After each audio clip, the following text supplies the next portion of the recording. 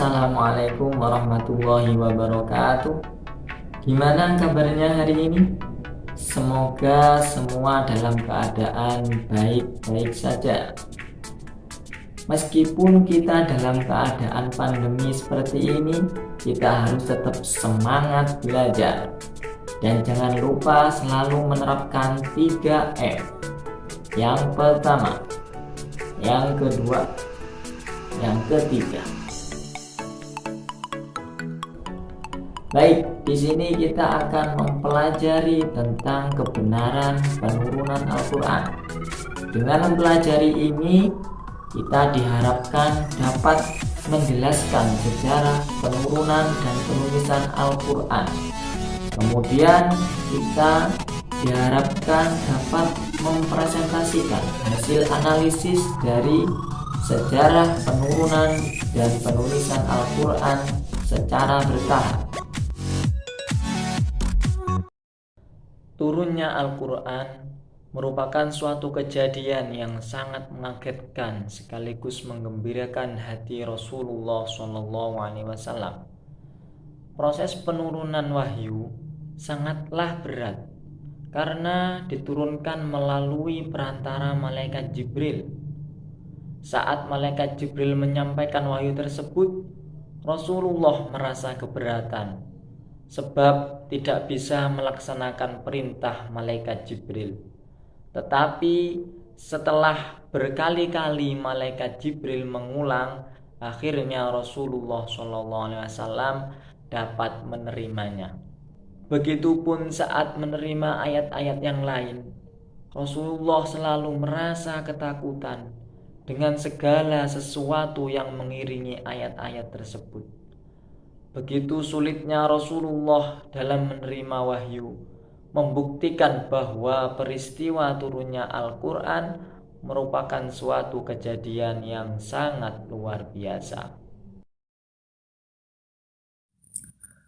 Oke, baik. Kita sekarang akan masuk pada pengertian turunnya Al-Quran. Secara majazi, turunnya Al-Quran diartikan sebagai pemberitahuan dengan cara dan sarana yang dikehendaki Allah Subhanahu wa Ta'ala, sehingga dapat diketahui oleh para malaikat di Lauhil Mahfudz dan oleh Nabi Muhammad SAW di dalam hatinya yang suci. Adapun tentang kaifiyah Al-Quran itu diturunkan telah terjadi perselisihan antara para ulama. Dalam hal ini ada 3 pendapat. Yang pertama,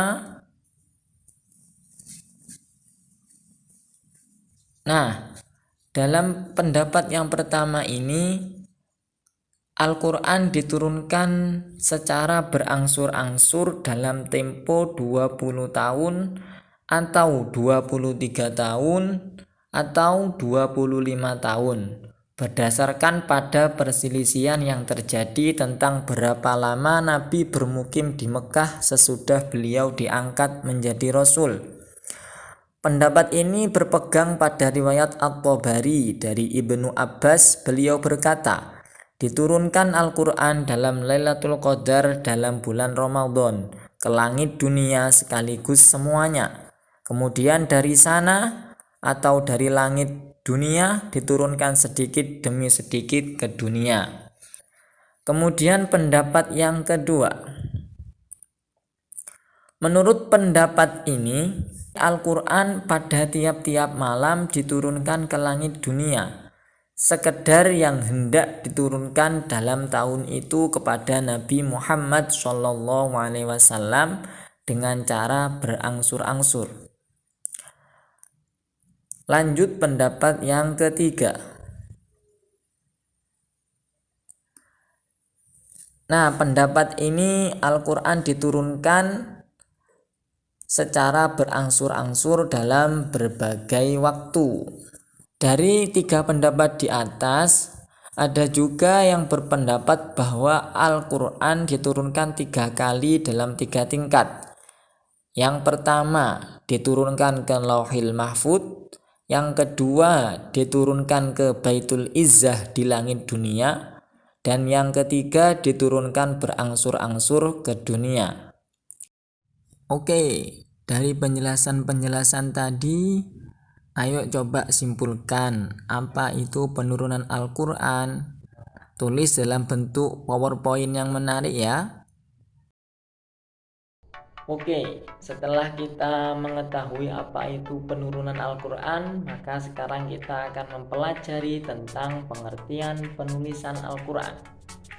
Yang dimaksud dengan penulisan Al-Quran adalah proses penulisan Al-Quran dari wahyu yang diterima Nabi Muhammad SAW hingga selesai dikumpulkan dalam sebuah tulisan berupa mushaf atau kitab berjilid pada zaman Khalifah Utsman bin Affan.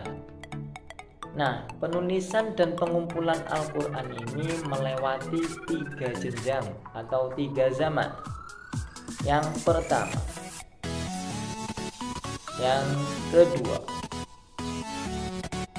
dan yang ketiga.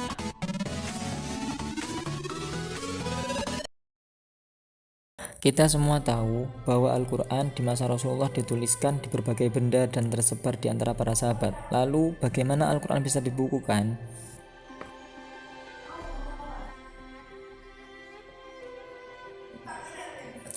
Kali ini kita akan membahas sejarah pengumpulan Al-Quran.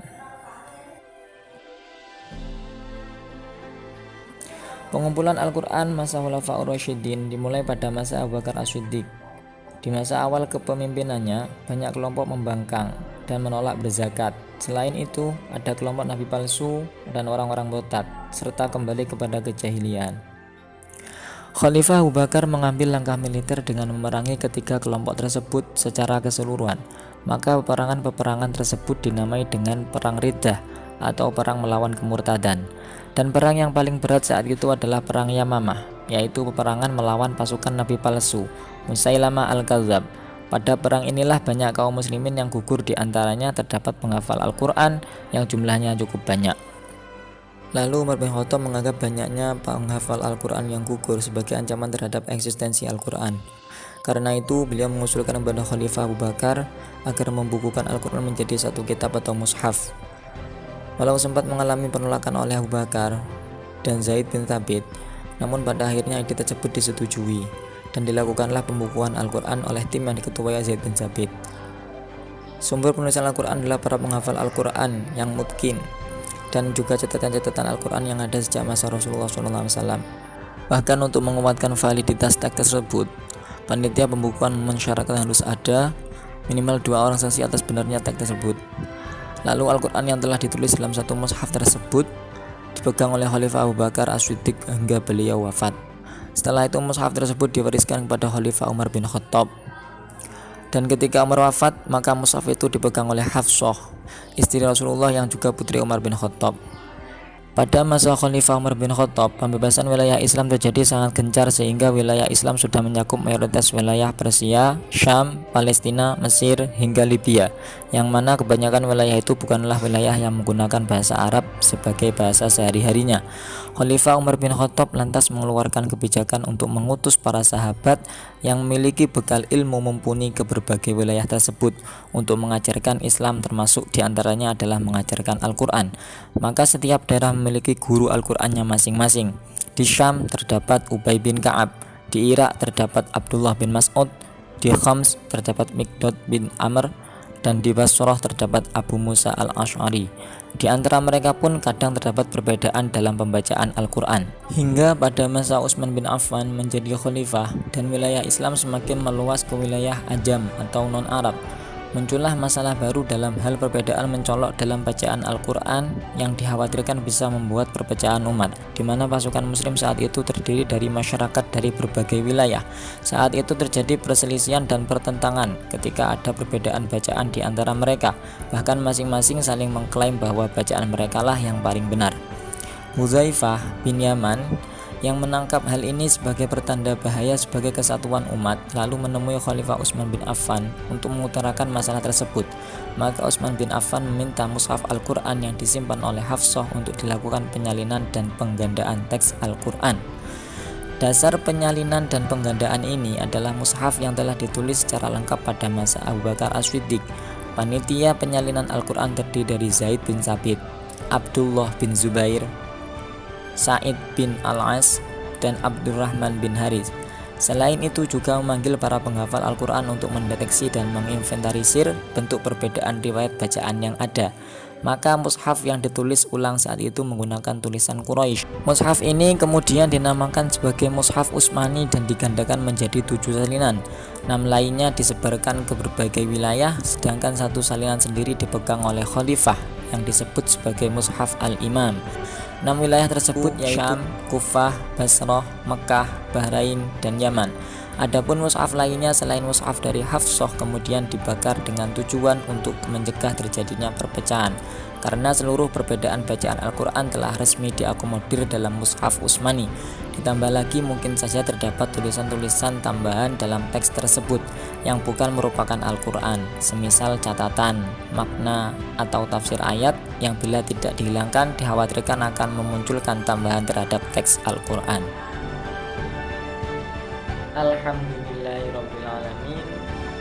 Pelajaran kita hari ini telah selesai, yaitu tentang penurunan Al-Quran serta proses penulisan Al-Quran.